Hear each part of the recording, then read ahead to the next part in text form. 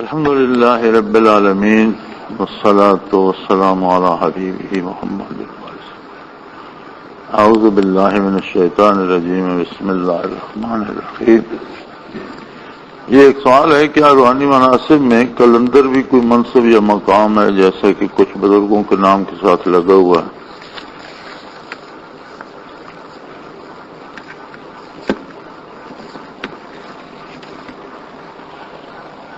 کلندر نہ تو کوئی مراقبہ ہے اور نہ ہی کوئی منصب ہے۔ جس قدر مناصب صوفیاء میں ہیں ان میں بھی کلندر نام کی کوئی چیز نہیں، اور جتنے مراقبات ہیں ان میں بھی کوئی چیز نہیں۔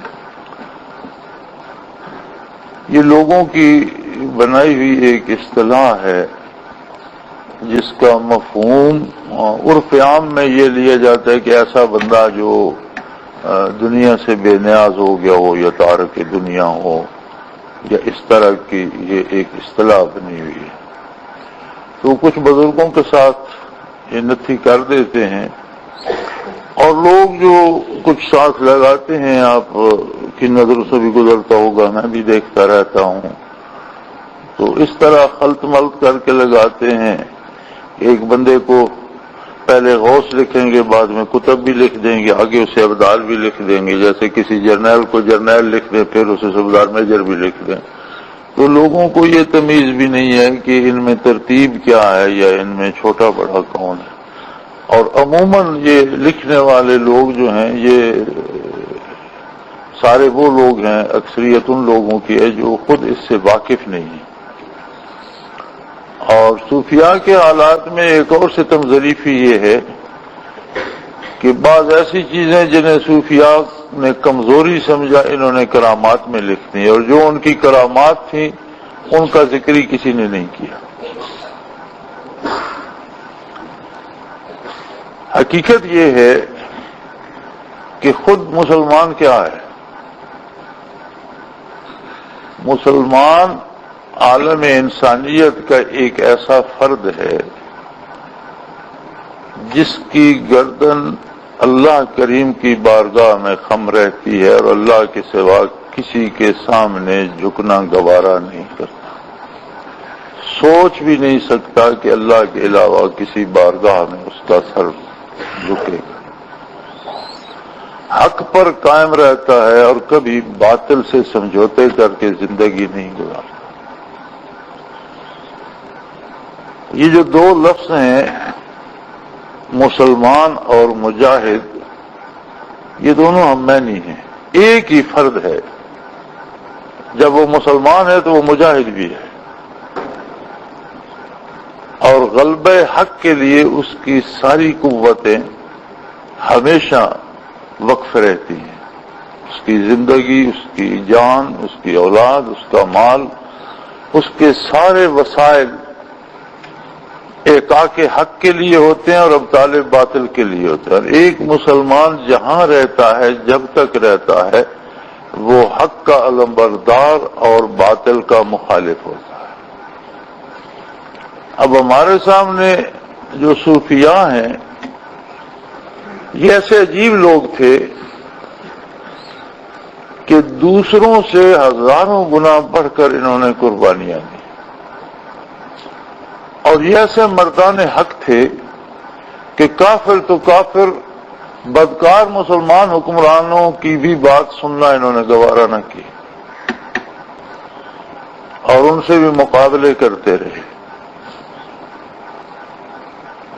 سوانے نگاروں کی اگر ہم پڑھیں اور ان کی رائے لیں تو ایسے پتہ چلتا ہے کہ ان لوگوں کو تو دنیا کا کچھ ہوش بھی نہیں تھا، اور یہ کچھ بھاگے بھگوڑے ہوئے لوگ تھے اور کونوں میں دبک کر زندگیاں گزار گئے۔ اب یہی برے صغیر میں دیکھ لیں،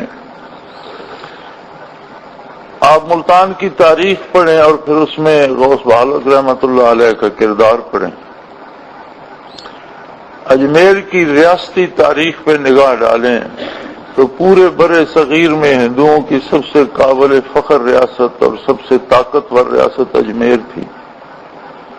حضرت معین الدین اجمیری رحمۃ اللہ تعالی علیہ جب وہاں وارد ہوئے تو آپ کی عمر 90 سال تھی،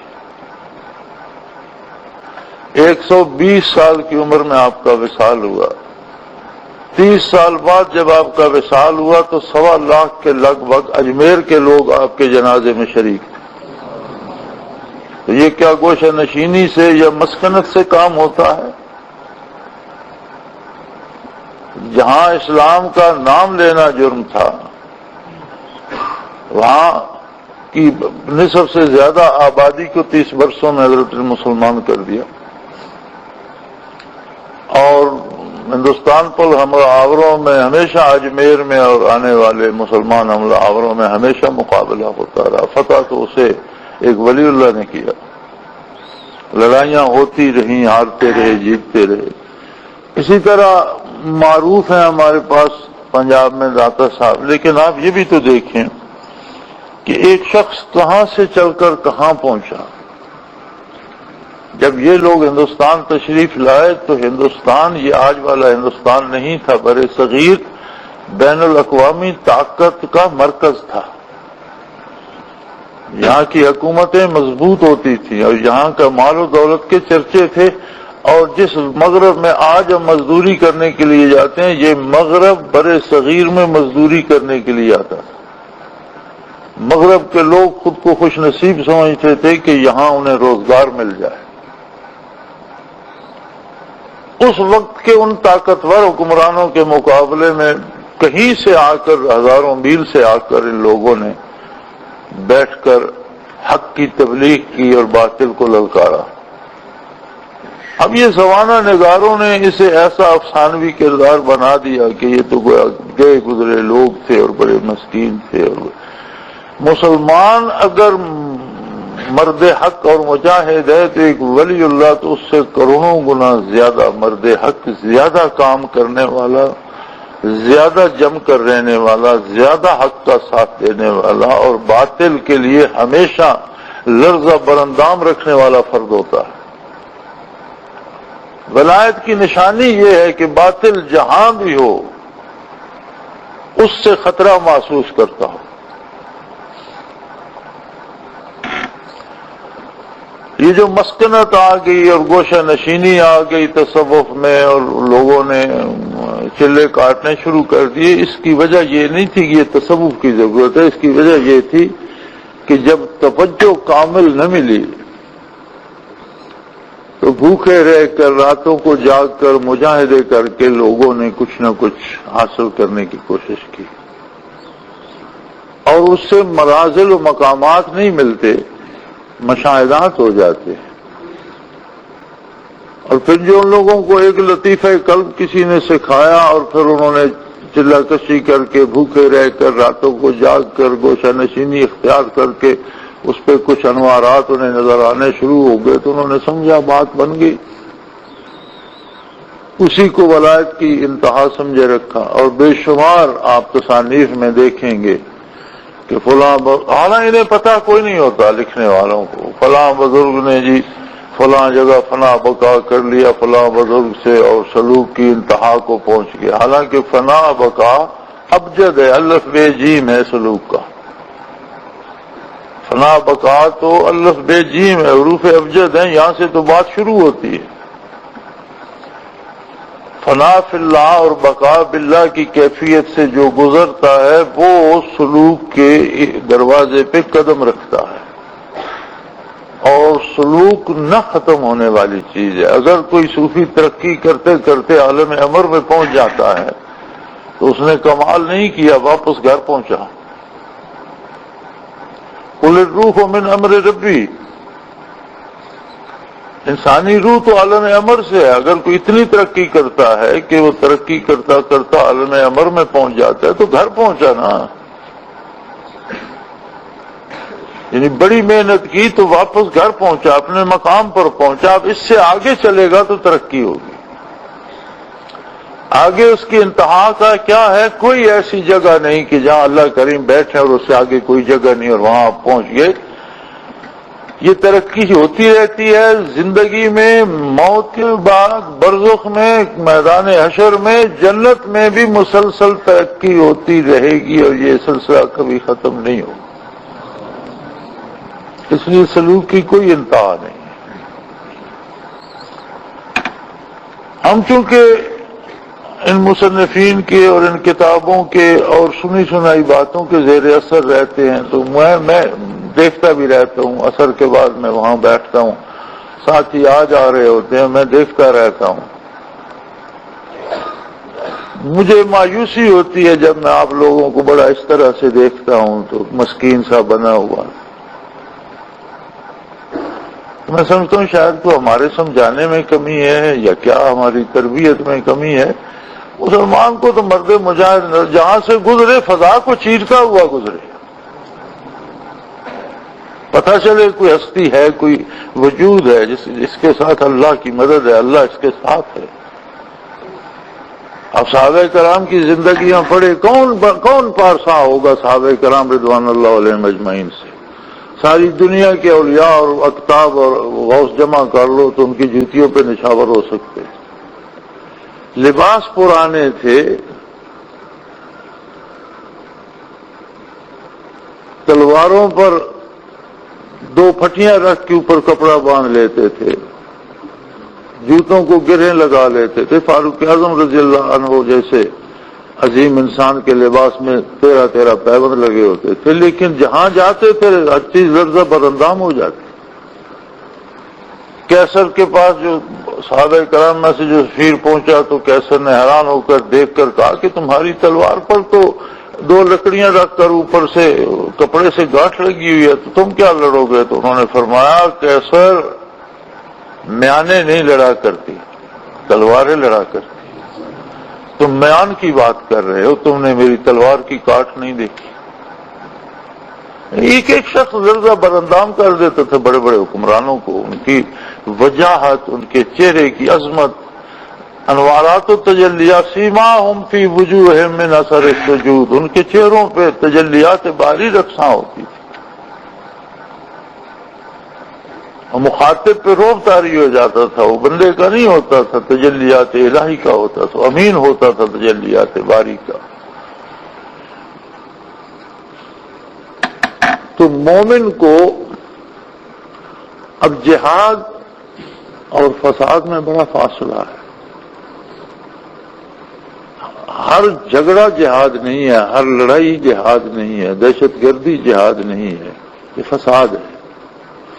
جہاد وہ ہے جہاں حضور کے حکم کے مطابق باطل کے مقابلے میں جم کر کام کیا جائے۔ بات کرنا زبانی جہاد ہے، لکھنا قلمی جہاد ہے، لڑنا عملی جہاد ہے۔ تو جہاں غلط ہو رہا ہو وہاں حق کی حمایت میں جم جانا یہ جہاد ہے۔ خواہ مخواہ لوگوں کو قتل کرتے پھرنا اور دہشت پھیلانا یہ جہاد نہیں ہے۔ جہاد کی جو اصل تعیین ہے مفہوم کی، اسے مسخ کر دیا ہے اہل مغرب نے، اور جہاد اور فساد میں خلط ملط کر دیا ہے۔ فساد الگ چیز ہے، اسلام فساد کے خلاف ہے۔ فساد کو سرے سے اسلام برداشت نہیں کرتا، اسلام امن کا داعی ہے، اور جہاد ہے فساد کے خلاف قیام امن کی صحیح کا نام۔ اس کے لیے جان دینی پڑے، زبان سے کام ہو جائے، ہاتھ سے کام ہو جائے، اس کے الگ الگ مواقع اور ان کا الگ الگ اس کی صورتحال ہے، لیکن ہر مسلمان مجاہد ہے۔ ایمان کا تقاضا یہ ہے کہ اس کی زندگی جہاد ہو، اور نبی کریم صلی اللہ علیہ وسلم کا ارشاد ہے کہ میدان کارزار سے جب واپس تشریف لائے فرمایا رجعنا من الجہاد الاصغر الى جہاد الاکبر، او کما قال رسول اللہ صلی اللہ علیہ وسلم، کہ ہم چھوٹے جہاد سے بڑے جہاد کی طرف آ گئے۔ میدان کارزار میں داد شجاعت دینا ایک جذبہ ہوتا ہے، ایک جوش ہوتا ہے، ایک کام ہوتا ہے، ہر بندہ کر جاتا ہے، لیکن ساری زندگی حق پر قائم رہنا اور باطل سے ٹکراتے رہنا، حضور نے فرمایا یہ جہاد اکبر، یہ بڑا جہاد ہے کہ آپ کا اٹھنا بیٹھنا سونا جاگنا بولنا چالنا لین دین سارا حق کے مطابق، اور ہر عمل میں باطل کا ابطال ہو رہا ہو، تو یہ جہاد اکبر ہے۔ زندگی پوری مومن کی زندگی مجاہد کی زندگی ہے، مومن کی حیات مجاہد کی حیات ہے، اور مومن کی موت مجاہد کی شہادت ہے۔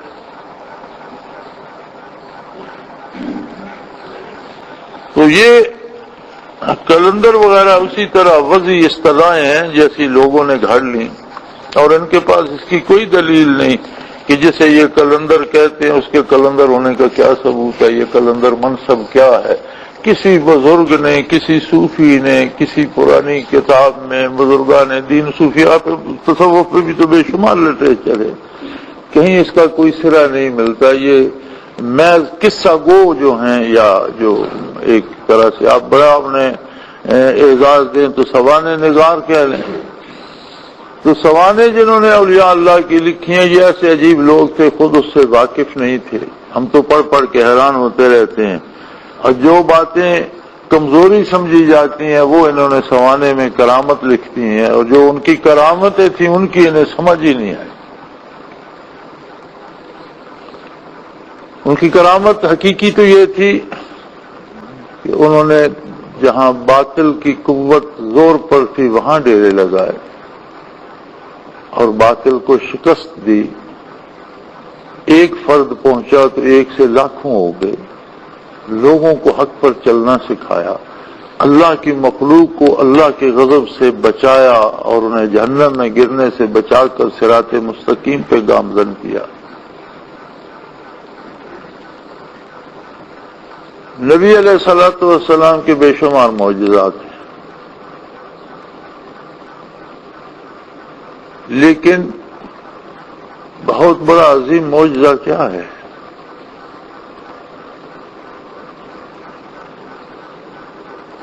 کنتم علی شفا حفرۃ من النار فانقذکم منہا، تو وہ تم جہنم کے کناروں پہ بس رہے تھے، جو مرتا تھا جہنم میں گرتا تھا۔ فانقذکم منہا، اللہ کے رسول صلی اللہ علیہ وسلم نے مبعوث ہو کر تمہیں وہاں سے اچک لیا، اٹھا لیا، جہنم سے بچا لیا۔ 14 صدیاں گزر گئیں، 15ویں بھی اپنا چوتھائی سے زیادہ سفر طے کر چکی ہے۔ یہ معجزہ ہے محمد الرسول اللہ صلی اللہ علیہ وسلم کا کہ ابھی تک خلق خدا جہنم سے بچتی چلی جا رہی ہے اور لا الہ الا اللہ محمد الرسول اللہ کو قبول کرتی چلی جا رہی ہے۔ صدیوں کا سفر اس قوت کو کمزور نہیں کر سکا۔ ابھی تک اللہ کی مخلوق کے لیے توبہ کے دروازے کھلے ہوئے ہیں، اللہ کی مخلوق تک اللہ کا پیغام مسلسل پہنچایا جا رہا ہے، تربیت مسلسل ہو رہی ہے۔ جہاں باطل بڑی ڈینگیں مار رہا ہے وہاں آج بھی باطل اس بات سے لڑ رہا اتر رہا ہے کہ یہ مسلمان جو غفلت میں ہیں، اگر یہ واپس آ گئے تو ہمارے لیے رہنے کی کوئی جگہ نہیں۔ کہ کیوں لڑ رہا ہے باطل مسلمانوں سے؟ جب اسے سمجھ ہے کہ یہ بے عمل بھی ہیں، یہ دور اذکار ہیں، انہیں عقائد کی سمجھ نہیں، پھر انہیں مارنے کی ضرورت کیا؟ ضرورت یہ ہے کہ یہ جب بھی عہد وفا پہ واپس آ گئے تو دنیا میں اللہ کے بعد طاقت یہی ہے۔ یہ قوت میری اور آپ کی نہیں، یہ معجزہ ہے آقا نامدار صلی اللہ علیہ وسلم کا جو تا قیامت جاری رہے گا۔ قرآن آپ ہی کا معجزہ ہے، کسی دوسرے نے سنا یا دیکھا؟ اللہ نے اسے ہمیشہ اس کی حفاظت کا وعدہ فرمایا، قیامت تک موجود رہے گا، آپ کا پیغام قیامت تک پہنچتا رہے گا، اللہ کی مخلوق قیامت تک جہنم سے بچتی رہے گی اور اللہ کی راہ پہ گامزن ہوتی رہے گی۔ بندے مومن اور بندے مجاہد قیامت تک پیدا ہوتا رہے گا، میدان عمل میں رہے گا، کوئی کبھی اس شے کو مٹا نہیں سکے گا۔ اس سے بڑا معجزہ کیا ہو؟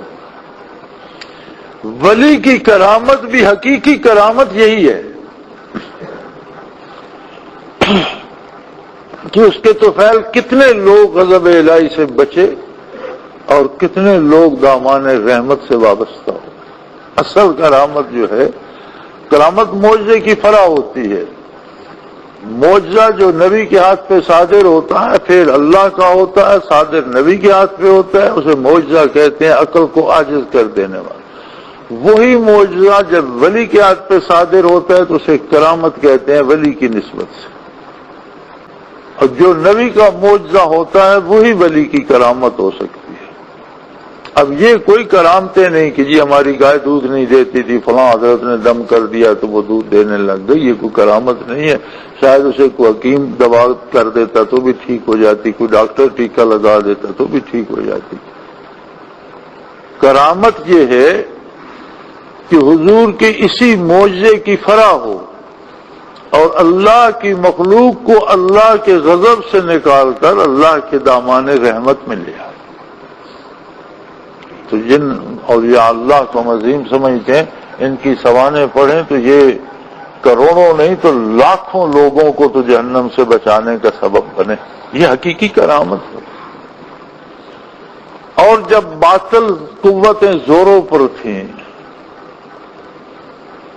حکومتیں بھی جب باطل کی طرف تھیں، دنیاوی طاقتیں بھی اس طرف تھیں، تو اس میدان میں ان سے چھین کر افراد کو، برائی سے چھین کر، شیطان سے چھین کر، انسانوں میں سے جو شیطان تھے ان کے شکنجے سے چھین کر اللہ کی بارگاہ میں لے آنا، یہ کرامت ہے۔ اللہ کریم توفیق عطا فرمائے۔ ہمت یہ کیجئے کہ ہر فرد ایک قوت ہے، اس کے ساتھ اللہ ہے۔ ہر فرد باطل کے لیے خطرہ ہے، تب وہ حقیقی مسلمان ہے، تب وہ صوفی بھی ہے، مجاہد بھی ہے، مسلمان بھی ہے، کہ اگر باطل اس سے خطرہ محسوس کرتا ہے تو پھر وہ حق پر ہے، اور باطل کے لیے قابل برداشت ہے تو پھر وہ نہ ادھر کا ہے نہ ادھر کا۔ سادہ سی بات ہے۔ اسی میں ساری ولایت بھی ہے اور اسی میں سارے درجات بھی ہیں۔ انجام اللہ کریم کے دست قدرت میں ہے۔ یہ بھی ہو سکتا ہے کہ لوگوں نے بڑے مراقبات طے کیے ہوں، لیکن زندگی میں سب کچھ ہار کر مرتے وقت کئی ایسے بھی ہیں جو ایمان بھی ہار گئے۔ ایسے لوگ بھی ہیں جنہوں نے زندگی بھر تو کچھ نہیں کر سکے، لیکن موت سے پہلے کوئی ایسا عمل کیا جو اللہ کریم کو اتنا پسند آ گیا کہ بڑے بڑے مجاہدے کرنے والوں سے آگے نکل گئے۔ رحمت الہی سے بات تو بنتی ہے، اور بات وہ بنے گی کہ جو اللہ کے غضب سے بچ گیا وہ ساری کامیابیاں پا گیا۔ اللہ کریم ہمیں صحیح شعور بھی عطا فرمائے اور توفیق عمل بھی۔ آخر دعوانا الحمدللہ۔